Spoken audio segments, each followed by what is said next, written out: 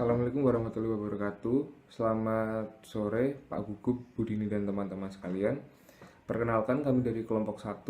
Hari ini akan mempresentasikan tentang analisis kasus pemutusan hubungan kerja secara sepihak yang dilakukan oleh PT Alfen Indonesia.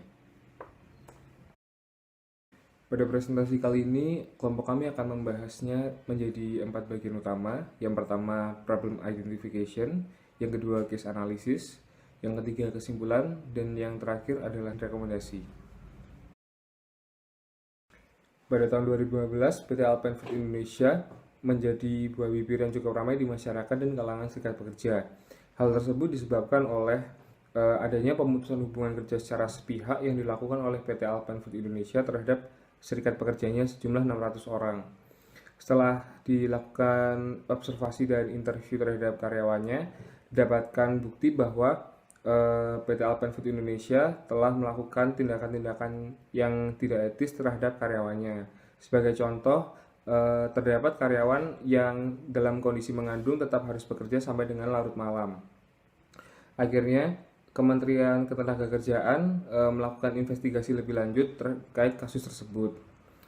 Setelah dilakukan investigasi lebih lanjut, akibat dari perilaku manajemen PT AFI yang tidak etis menyebabkan serikat pekerja dari perusahaan tersebut melakukan aksi mogok kerja, yang mana aksi mogok kerja tersebut setelah digaji telah melanggar keputusan Menteri Tenaga Kerja dan Transmigrasi nomor 232 tahun 2003.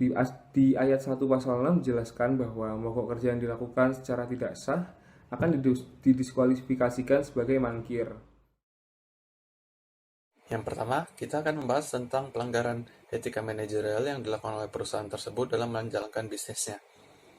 Yang pertama, perusahaan tersebut dengan jelas telah melanggar aturan pemerintah tentang buruh wanita yang hamil bekerja. Menurut pasal 76 ayat 2 Undang-Undang Nomor 13 Tahun 2003 tentang Ketenagakerjaan, pengusaha dilarang mempekerjakan pekerja perempuan yang hamil yang menurut keterangan dokter berbahaya bagi kesehatan dan keselamatan kandungannya maupun dirinya apabila bekerja antara pukul 11 malam hingga pukul 7 pagi. Disinilah letak kesalahan perusahaan tersebut, di mana mereka tidak mematuhinya serta tidak menghargai hak-hak pekerja mereka. Yang kedua, perusahaan tersebut juga telah melakukan PHK secara sepihak. Hal ini jelas sangat tidak adil karena menurut aturan etika terdapat standar-standar ketika kita mempekerjakan atau memecat orang. Keputusan pemecatan seharusnya diambil secara rasional dan berdasarkan kinerja seseorang dalam melakukan tugasnya dalam perusahaan. Dalam kasus ini, buruh tersebut tidak melakukan kesalahan yang fatal, namun di PHK karena perusahaan mengacu pada undang-undang yang lain, yaitu para pekerja melakukan mogok kerja selama lebih dari 7 hari. Di sisi lain, pekerja juga melakukan mogok kerja selama berhari-hari. Hal ini seharusnya tidak dilakukan. Seharusnya mereka dapat mengkomunikasikan masalah ini dengan perusahaan. Namun apabila masalah ini tidak ditanggapi oleh perusahaan, mereka dapat melaporkannya kepada kementerian atau dinas ketenagakerjaan agar dapat ditelusuri lebih lanjut.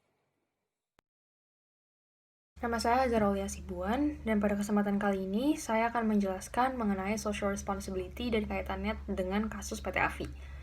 Social responsibility atau tanggung jawab sosial perusahaan adalah tanggung jawab yang dimana perusahaan terhadap pemangku kepentingan atau stakeholders yang secara langsung terdampak dengan aktivitas bisnis perusahaan. Nah, berdasarkan teori stakeholders model responsibility, terdapat 5 stakeholders, yaitu customer, employee, investor, supplier, serta local and international community yang harus diperhatikan oleh perusahaan. Nah, pada konsep tanggung jawab sosial ini juga tidak terlepas dari konsep contemporary social consciousness atau kesadaran sosial yang meliputi sikap accountability atau akuntabilitas dan menghindari dari sikap laissez-faire attitude atau sikap mementingkan profit perusahaan tanpa memberikan kontribusi terhadap masyarakat. What PT AFI did not realize atau apa yang PT AFI tidak sadari di sini adalah yang pertama, importance of balance between 5 stakeholders. Sebagai perusahaan, PT AFI harus menyeimbangkan tanggung jawabnya terhadap 5 stakeholders yang sudah disebutkan tadi. Tidak hanya kepada customer dengan memberikan harga yang terjangkau, tapi PT AFI juga harus memastikan bahwa kesejahteraan buruhnya itu terjamin. Yang kedua yaitu customers' favor must have aligned with employees' well-being. Kepuasan pelanggan terletak pada pengetahuannya mengenai kesejahteraan buruh-buruh yang memproduksi produk. Oleh karena itu, perusahaan harus bersikap akuntabel dan memastikan bahwa mereka bertanggung jawab sepenuhnya terhadap 5 stakeholders tersebut secara seimbang. Suatu perusahaan, setidaknya ada 4 hal yang menjadi tanggung jawabnya terhadap sosial, yaitu lingkungan, pelanggan, pekerja, dan investor. Yang pertama yaitu lingkungan. Seringkali perusahaan memberi dampak buruk terhadap lingkungan di sekitarnya, seperti polusi udara, polusi air, dan polusi tanah. Upaya yang dapat dilakukan perusahaan dalam mencegah hal tersebut yaitu dengan menerapkan 3R, serta mengolah limbah pabrik yang akan dibuang. Yang kedua yaitu pelanggan atau customer. Pelanggan sendiri memiliki hak-hak dalam transaksi jual beli, dan juga perusahaan harus bersikap adil dalam memberi harga produk. Yang ketiga yaitu pekerja. Pekerja meliputi hukum dan komitmen sosial serta whistleblower yang akan saya jelaskan lebih lanjut. Yang keempat yaitu investor.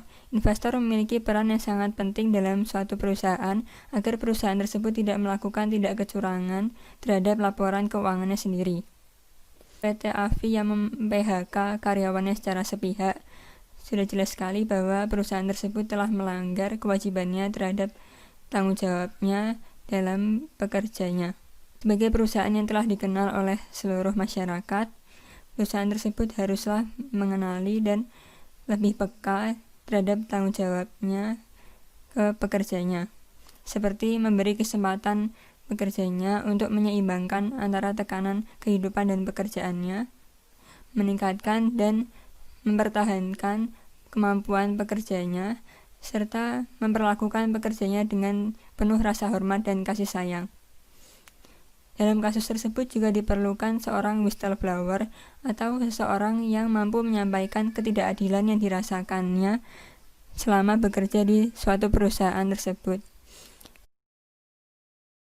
Terdapat 4 sikap suatu perusahaan di dalam menerapkan pengimplementasian tanggung jawab sosial, yaitu yang pertama obstructionist stance atau sikap obstruktif, yaitu sikap yang kurang memperhatikan perilaku etis dan akan berusaha keras untuk menyangkal atau menutupi suatu kesalahan. Yang kedua yaitu defensive stance atau sikap defensif, yaitu pendekatan tanggung jawab sosial yang hanya memenuhi persyaratan hukum secara minimum, tidak berusaha menutupi kesalahan atau mengakuinya, tetapi tidak berusaha mencari solusi. Kemudian yang ketiga yaitu accommodative stance atau sikap akomodatif, yaitu sikap yang memenuhi persyaratan hukum dan mau bertindak lebih jauh dengan syarat-syarat tertentu. Misalnya itu suatu perusahaan yang setuju untuk berpartisipasi dalam program sosial jika telah diyakinkan terlebih dahulu bahwa program yang dilaksanakan layak untuk didukung. Kemudian yang keempat yaitu proactive stance atau sikap proaktif, yaitu sikap suatu perusahaan yang melihat dirinya sebagai masyarakat dan mau berkontribusi dalam memberikan sumbangan demi kesejahteraan kelompok dan individu dalam lingkungan sosialnya. Berdasarkan 4 sikap perusahaan tersebut dapat disimpulkan bahwa pada kasus PT AFI, sikap yang diterapkan perusahaan tersebut yaitu sikap defensif, karena mengakui telah melakukan PHK kepada buruhnya tanpa menutup-nutupinya, namun di sisi lain menyangkal beberapa argumen dan memberikan statement bahwa kebijakan mereka ambil itu disebabkan oleh para buruh itu sendiri yang melakukan mogok kerja secara tidak sah. Seperti yang kita tahu, pemerintah di sini adalah elemen penting untuk menjembatani kegiatan bisnis itu berlangsung. Nah, pemerintah di sini memiliki 2 peran penting. Yang pertama adalah direct regulation atau regulasi secara langsung, ataupun yang kedua indirect regulation atau regulasi secara tidak langsung. Nah, di direct regulation, pemerintah di sini berperan untuk membuat sebuah peraturan, menetapkan hukum ataupun menetapkan peraturan-peraturan untuk mana yang baik dilakukan dan mana yang tidak boleh dilakukan. Nah, dalam upaya mengimplementasikannya, pemerintah di sini membuat sebuah agen atau sebuah perwakilan untuk memonitor jalannya sebuah kegiatan bisnis itu berlangsung. Terbukti dalam kasus tersebut, pemerintah menemukan adanya sebuah pelanggaran yang dilakukan oleh perusahaan AFI tersebut. Jadi, pemerintah di sini berhak untuk membenarkan apa yang dilakukan oleh perusahaan tersebut. Nah, dan yang kedua adalah indirect regulation atau regulasi secara tidak langsung. Di sini pemerintah berperan untuk membuat pajak di mana pajak itu sendiri nanti diharapkan secara tidak langsung mengontrol jalannya kegiatan bisnis itu, agar pengusaha-pengusaha bisnis dapat mengefisiensikan apa yang mereka lakukan, seperti itu. Kita lanjut ke subchapter selanjutnya, yaitu bagaimana perusahaan mengelola tanggung jawab yang dimilikinya.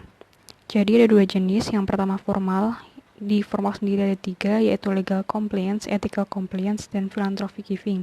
Legal compliance sendiri berdasarkan artikel tersebut, PT AFI melakukan penyelewengan terhadap pekerjanya, di mana pekerjanya yang hamil itu tetap harus bekerja hingga malam hari dan melakukan PHK secara sepihak. Padahal di undang-undang sendiri sudah ada peraturan bahwa perempuan yang hamil bisa minta cuti atau meminta untuk diliburkan. Untuk ethical compliance sendiri tidak ada, dan philanthropic giving juga tidak ada.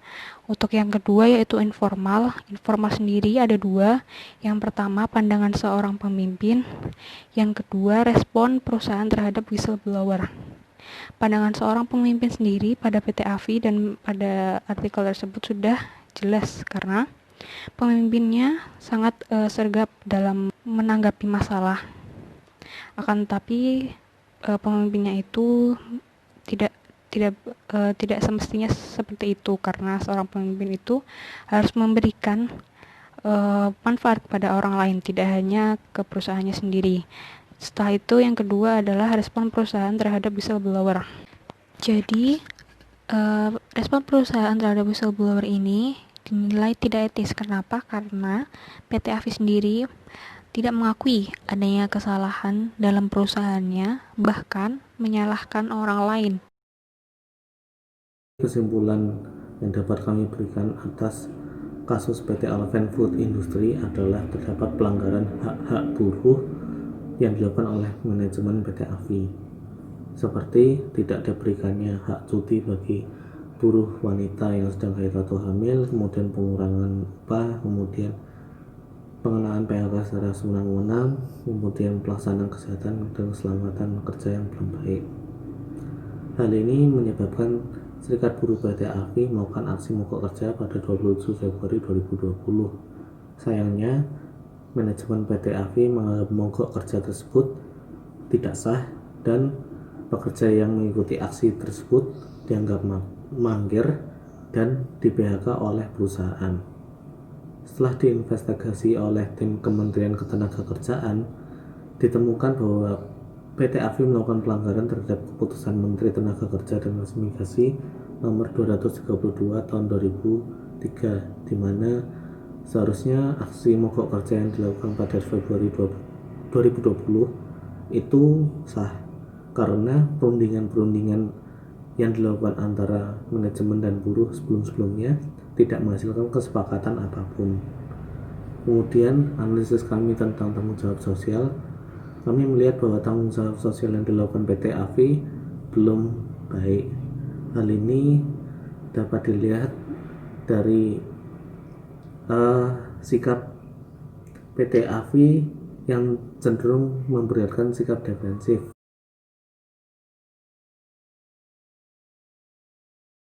Rekomendasi yang dapat kami berikan atas kasus PT Alpen Food Industry adalah bahwa tanggung jawab sosial perusahaan adalah hal yang harus diperhatikan oleh perusahaan.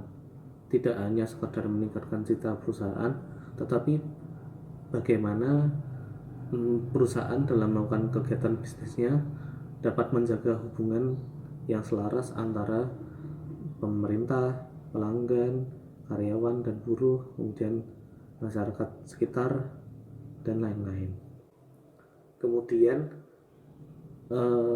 dalam penerapan tanggung jawab sosial perusahaan, kami menyarankan agar PT AFI melakukan sikap proaktif dalam tanggung jawab sosial perusahaan. Sikap proaktif ini adalah sikap di mana perusahaan aktif dan terlibat dalam permasalahan sosial, baik di perusahaan maupun di lingkungan sekitar, serta bersungguh-sungguh untuk mencari solusinya demi kesejahteraan bersama.